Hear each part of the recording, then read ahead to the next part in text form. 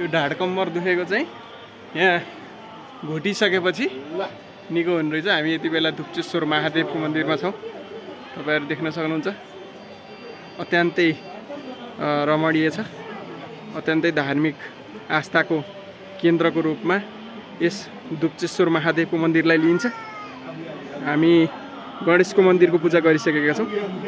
त्यसपछि अब हामी मेन महादेवको मन्दिरको पूजा गर्ने क्रममा हामी यो बाटोमा छौँ। तपाईहरु देख्न सक्नुहुन्छ अत्यन्तै रमणीय छ। अत्यन्तै मन पनि एकदम आनन्दित भइरहेको छ।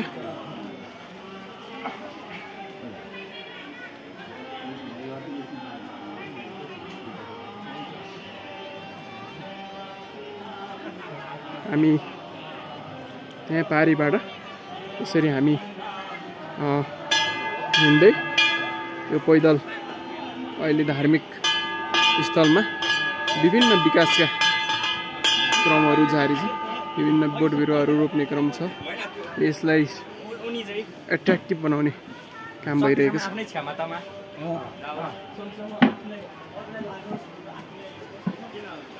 पहिला हामीले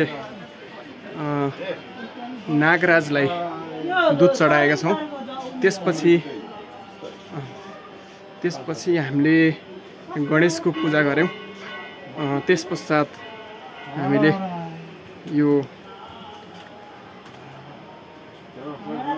मुख्य महादेव स्थलमा हामी दर्शनको लागि गइरहेका छौँ।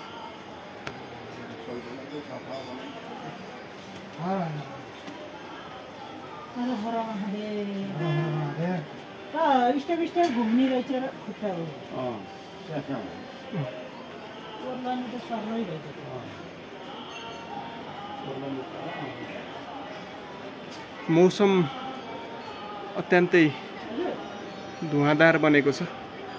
अत्यन्तै तुवालोले ढपक्क ढाकेको छ। तर यति बेला हामी धुप्चेश्वर महादेवको काखमा छौँ। हामीलाई अत्यन्तै रमणीय लागिरहेको छ।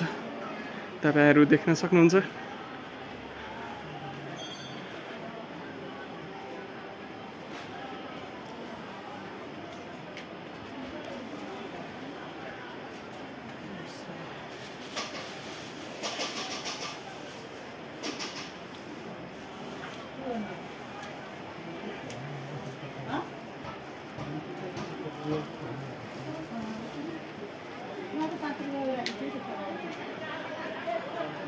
फोटो खिच्छ नि।